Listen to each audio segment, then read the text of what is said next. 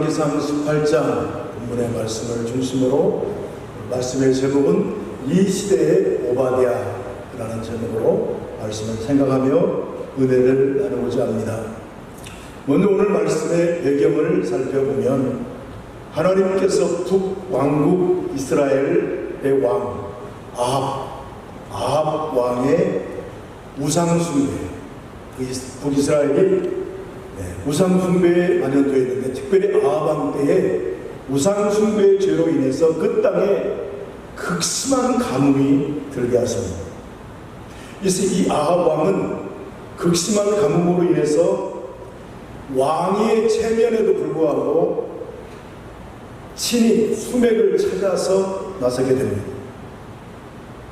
이미 하나님께서는 선지자 엘리야를 통해서 왕에게 선지자를 보내셔서 그 땅에 수년 동안 비도 내리지 않고 이슬도 내리지 않을 것이라고 말씀하셨습니다. 그럼에도 불구하고 아합은 자신의 죄, 우상 숭배하는 죄를 깨닫지 못하고 가뭄의 고통이, 비가 내리지 않고 이슬이 내리지 않는 그 고통이 주의 종 선지자의 저주로 인한 것으로 생각하고 엘리야를 잡으려고 많은 사람들을 동원하여 찾아갑니다. 오늘 18장 10절 말씀에도 보게 되면 아합이 얼마나 혈안이 되어서 엘리야를 잡고자 했는가를 볼 수 있습니다. 당신 하나님께 여호와께서 살아계심을 두고 맹세하노니 내 주께서 사람을 보내어 당신을 찾지 아니한 족속이나 나라가 없었는데 그들이 말하기를 엘리야가 없다 하면 그 나라와 그 족속으로 당신을 보지 못하였다는 맹세를 하게 하였거늘 그랬습니다. 그러니까 이 아합 왕은 엘리야를 잡으려고 자신과 동맹을 맺은 그런 이웃 나라에까지 사람을 보내어서 엘리야를 수배하려고 혈안이 되었습니다. 아합이처럼 이를 갈고 적개심을 품고 엘리야를 찾아 헤맨 것은 자기 땅 사마리아 땅에 극심한 가뭄의 원인이 바로 주의 종 엘리야에게 있다라고 생각했다는 것. 이 영적으로 무매한, 영적으로 어리석은 아합은 아내 이세벨의 또 꾀임에 빠져서 스스로 팔려서 사탄의 도구가 됩니다. 열왕기상 21장 20절을 보면 아합이 엘리야에게 이르되 내 대적이여 내가 나를 찾았느냐 대답하되 내가 찾았노라. 내가 내 자신을 팔아 여호와 보시기에 악을 행하였으므로 내 자신을 팔아서 하나님 보시기에 악을 행하였다. 계속 25절 말씀에도 보면 예로부터 아합과 같이 그 자신을 팔아 여호와 앞에서 악을 행한 자가 없으면 그를 그의 아내 이세벨이 충동하였습니다. 자기를 팔아서 하나님 앞에서 왕 앞에서 왕이 악을 행했다는 겁니다. 이 말씀들에서 보면 자신을 팔았다는 표현이 나와요. 나를 팔았다. 무슨 뜻입니까? 나를 팔았다는 얘기는 자신을 악에게 내어줬다는 얘기입니다. 하나님의 진리의 말씀을 무시하고 하나님의 말씀을 무시하고 하나님의 율법을 어김으로 인해서 죄를 범하는 일은 이건 사탄의 괴계입니다. 사탄의 괴계로 넘어가는 일이요, 이것은 죄의 노예가 되는 것입니다. 하나님께서는 엘리야 선지자를 통해서 스스로 팔려서 자신을 악에게 내어주고 하나님의 백성이 되는 것을 포기한 아합에게 비참한 마지막, 비참한 최후를 맞을 것을 예언하게 하십니다. 그래서 열왕기상 21장 21절 이하에 보면요, 여호와의 말씀이 내가 재앙을 내게 내려 너를 쓸어버리되 내게 속한 남자는 이스라엘 가운데 매인자나 노인자를 다 멸할 것이요 또 내 집에 느바세 아들 여로보암의 집처럼 되게 하고 아히야의 아들 바하사의 집처럼 되게 하니 이는 내가 나를 노하게 하고 이스라엘이 범죄하게 하는 까닭이니라 하셨고 이세벨에게도 대하여 여호와께서 말씀하여 이르시되 개들이 이스라엘 성읍 곁에서 이세벨을 먹을지라. 아합에게 속한 자로서 성읍에서 죽은 자는 개들이 먹고 들에서 죽은 자는 공중의 새가 먹으리라고 하셨느니라 하니, 예로부터 아합과 같이 그 자신을 팔아 여호와 앞에서 악을 행한 자가 없으면 그를 그의 아내 이세벨이 충동하였습니다. 여기 자신을 팔아서 하나님 앞에서 악을 행하였다고 하는 것입니다. 이와 같이 아합과 이세벨은 여기 하나님의 말씀 그대로 그 마지막에 비참한 최후를 맞이하게 됩니다. 오늘 우리는 이 세상에 잠깐 사는 세상에 이왕이면 죄악의 도구가 아닌 사단의 괴계로 사용되어지는 죄의 도구가 아닌 하나님의 의의 도구로 쓰임받는 저와 여러분 되어주시기를 주의 이름으로 축복합니다. 두 번째는 남은 자에 관한 것입니다. 남은 자. 오늘 본문에 나오는 오바댜가 어떤 사람이냐? 오바댜는요, 아합의 왕궁을 맡은 자예요. 그 사악한 왕, 우상 숭배에 아주 전력을 다한 이 아합 왕의 왕궁에서 일하는 자였다.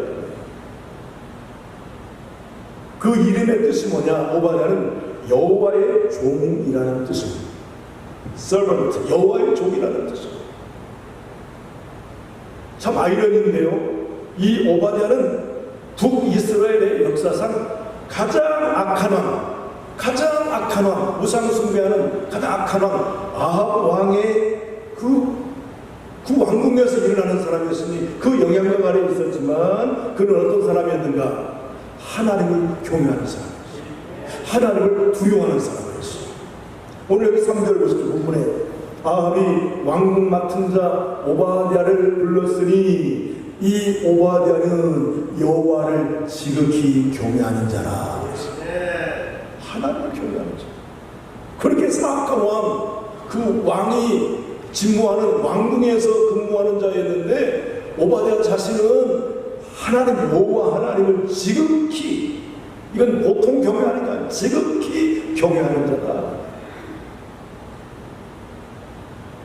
그리고 12절 말씀에도 보면요, 쭉 내는 12절 보면 이 당신의 종 오바댜는 어려서부터 여호와를 경외하는 자라 그렇습니다.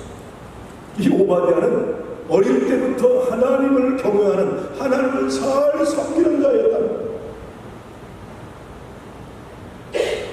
우상 숭배자인 왕비 이세벨이 나라 곳곳에 뭘 세웁니까? 바알 신당을 세우고 아세라 산당을 세우고 온 이스라엘을 덮어서 우상을 섬기게 하는 거예요.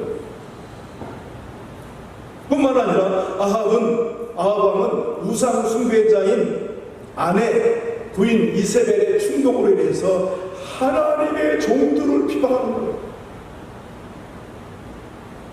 이 아합과 이세벨의 이런 핍박은 비록 엘리야 한 사람에게 국한된 것이 아니에요. 하나님의 선지자들을 모조리 찾아내서 색출하여서 죽이고자 했던 것입니다. 이런 아합의 폭정으로 인해서 이스라엘 땅에 하나님의 종들이, 하나님의 선지자들이 거의 전멸될 위기에 처하게 됩니다. 아합이 여호와의 선지자들을 잡아 죽이려고 혈안이 되어 있을 때에 오바댜는 어떤 일을 하는가? 자신의 지위와 힘을 최대한 사용해서 하나님의 선지자 100명을 50명씩 나눠서 동굴에 숨깁니다. 이 왕과 왕비가 전국의 사람들을 보내서 하나님의 선지자들을 차단해가지고 죽이려고 하는 그 위험한 상황 속에 오바댜는 하나님의 선지자들 100명을 찾아서 50명씩 동굴에 숨기고 그들에게 떡과 물을 주어서 하나님의 종들의 목숨을 살려주는 거예요. 그래서 하나님께서는 이 엘리야 시대에 바알 신에게 무릎 꿇지 아니한 7,000명을 남기세요. 그 7,000명을 남기셔서 하나님을 향한 신앙을 그들로 하여금 이어가게 하신다는 거예요. 그 일에 7,000명 바알에게 우상 숭배하지 아니한 정말 하나님을 정약으로 작정한 7,000명 남은 자를, 그들을 남은 자를 통해서 하나님에 대한 신앙을 이어가셨는데 그 중간의 역할이 바로 오바댜. 이 오바댜를 그로 하여금 하나님의 이 중요한 계획에 연결고리로 남게 하신 것입니다. 사랑하는 성도 여러분, 이 오바댜가 그런 위험천만한 악한 환경 가운데서도 여호와의 신앙을 지키는 남은 자의 삶을 살았던 것 같이 우리 역시 세상은 아무리 악해도, 세상은 점점 어두워진다 할지라도 세상에 휩쓸리지 않는, 세상에 동화되지 않는 남은 자들의 삶으로 사시기를 주의 이름으로 축복합니다. 그래서 우리를 통해서, 남은 우리를 통해서 이 복음의 역사, 이 한반도에 복음이 들어와서 이제 나에게까지 예수의 복음이 심겨져서 하나님을 섬기는 구원받은 백성으로 살게 하신 그 은혜에 감사합니다. 나를 이어서 대대로 하나님의 복음이 이어지게 되는 그런 복음의 통로로 우리 모두 쓰임받기를 주의 이름으로 축복합니다. 마지막으로는 타협하지 말자는 겁니다. 타협하지 말자. 오바댜는요, 엘리야 선지자에 비하면 그야말로 조연급의 역할을 감당한 사람이라고 말할 수 있습니다. 이 오바댜는 비록 주연은 아닐지라도 자신에게 주어진 이 조연의 역할을 충실하게 감당한 오바댜였습니다. 그런 비결이 뭘까요? 오바댜가 자신의 역할을 잘 감당했던 그런 비결이 무엇일까요? 그는 바로 불굴의 신앙을 갖고 있었다는 겁니다. 세상과 타협하지 않은 불굴의 신앙을 가졌기 때문에 하나님이 그의 역할을 잘 감당하게 하셨다는 겁니다. 온 나라가 우상에 찌들고 하나님을 거역하고 하나님을 배반하고 말씀에서 벗어난 또 왕과 왕비를 중심으로 해서 하나님을 대적하는 일들이 일어나는 그 위험천만한 그런 상황 속에서 그런 그 악한 세상과 짝하지 않는, 타협하지 않는 불굴의 신앙을 가졌다는 거예요. 여러분, 우리가 기도할 때마다, 우리 장로님과 기도하실 때도 마지막에 우리가 맨 마지막에 기도할 때 뭐라고 말합니까? 뭐라고 뜻을 맺습니까? 예수님의 이름으로 기도합니다. 아멘. 모든 기도가 그래요. 공기도나 사적인 기도나 통성기도나 개인기도 어느 곳에 하든지 우리의 기도의 마지막은 예수님의 이름으로 기도합니다. 아멘. 그걸 해야 끝이 나는 거예요. In the name of Jesus Christ. 예수님의 이름으로 기도합니다. 어찌 보면 모든 그리스도인들에게 익숙한 기도의 부분입니다. 왜 우리가 예수님의 이름으로 기도합니까? 왜 우리가 기도할 때마다 예수의 이름이 필요합니까? 그것은 예수 그리스도의 이름만이 하나님 아버지 앞으로 나아갈 수 있는 유일한 길이기 때문에 우리는 예수님의 이름으로 기도를 드리는 것입니다. 오늘 유튜브 많이 왕성하게 활동하는데 유튜브에 보면 더 미션 채널에 박기자 수첩이라는 그런 채널이 있는데 거기서 제작한 생방송인데요. 그 제목이 이런 미국인을 감동시킨 한국인 목회자. 이게 컨텐츠. 미국 사람들을 감동시킨 한국인 목회자라는 컨텐츠로 생방송으로 제작이 되었는데 조회수가 무려 17만 명. 주인공이 누구냐면 워싱턴 중앙장로교회 유흥열 목사님의 설교문의 일부가 발췌돼서 거기에 소개가 되었습니다. 그 내용 중에 보면 2021년 오늘 23년이니까 2021년 1월 미국의 워싱턴 DC 의회의사당 야외 무대에서 진행된 현재 미국 대통령 조 바이든 대통령의 취임식 때 이야기가 나와요. 바이든 대통령 취임식에서 기도를 맡은 목사님께서 기도의 마지막 부분을 이렇게 했습니다. 쭉 기도를 한 다음에 맨 마지막에 이 목사님이 이렇게 기도를 맺어요. 조 바이든 대통령과 영부인 그리고 그의 가족에게 하나님의 은혜를 내려 주옵소서. 그리고 마지막에 다양한 종교의 이름으로 기도합니다. 아멘. 다양한 종교의 이름으로 기도합니다. 아멘. 이렇게 기도를 끝내요. 미국 대통령의 취임식이니 미국 전역뿐만 아니라 세계에서 그걸 바라보는 시청자들이 있을 거 아니에요. 온 세계 사람들이 보는 앞에서 목사님이 기도를 이렇게 마쳐요. 다양한 종교의 이름으로 기도합니다. 2021년 재작년에 미국 하원 개원 때에 역시 미국은 그 기독교 국가니까 목사님을 모시고 기도로 시작했는데 그때 모신 목사님이 임마누엘 클레벨이라는 감리교 목사님께서 초청을 받으셨는데 이분 역시 기도를 마지막 그 하원 개원 기도를 하는데 마지막에 이렇게 기도를 마쳐요. 이 모든 것을 유일하신 신 브라만 혹은 또는 다른 다양한 종교에서 다양한 이름으로 불리는 신의 이름으로 기도합니다. 아멘. 이렇게 기도를 마쳐요.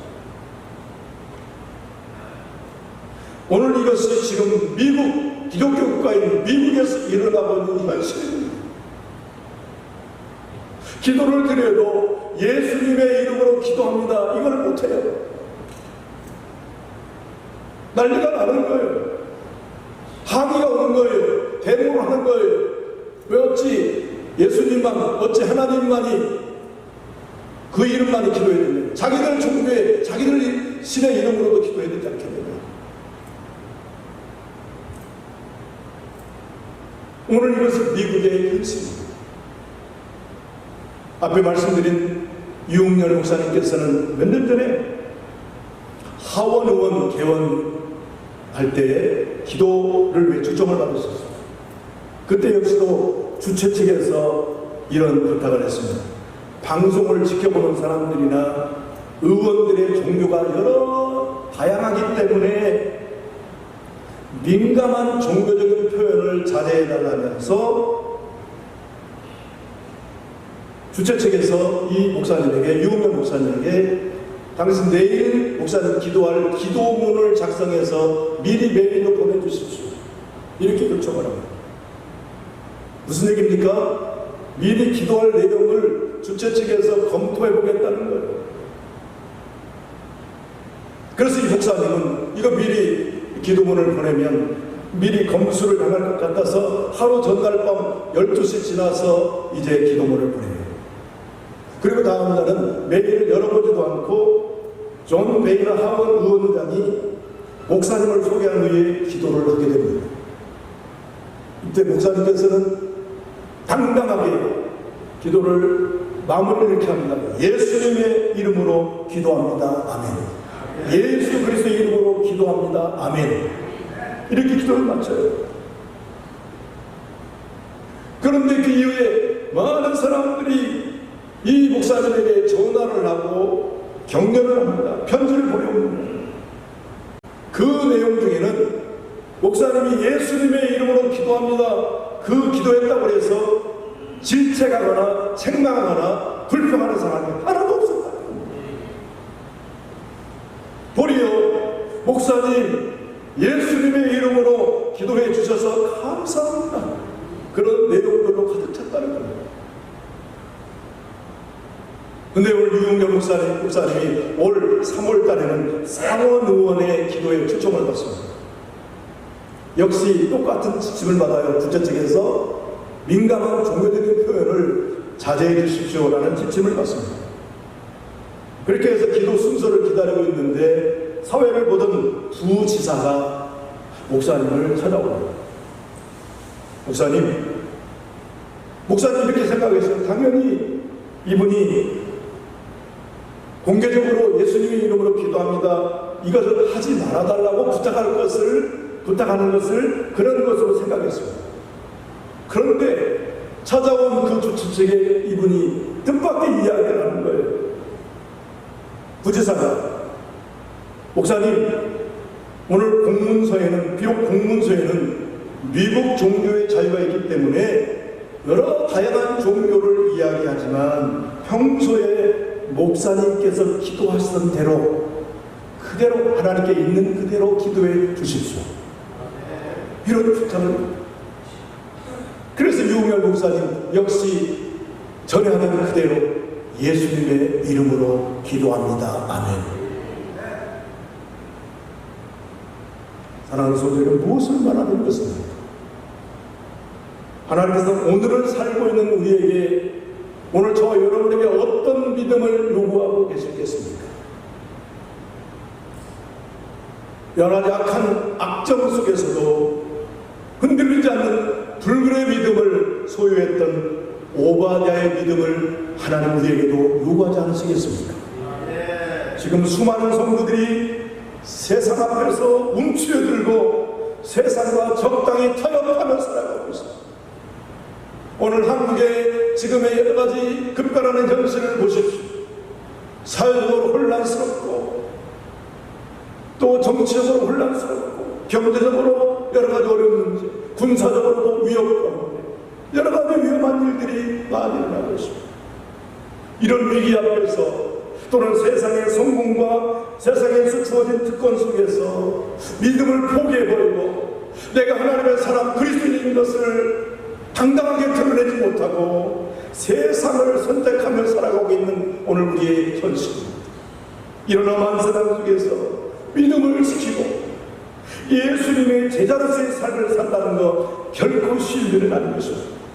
그러나 그럼에도 불구하고 우리는 세상에 지배당하지 않고 세상에 무릎 꿇지 아니하고 당당하게 우리 믿음으로 말미암아 불굴의 신앙을 가지고 이기고 나아가야 할 것입니다.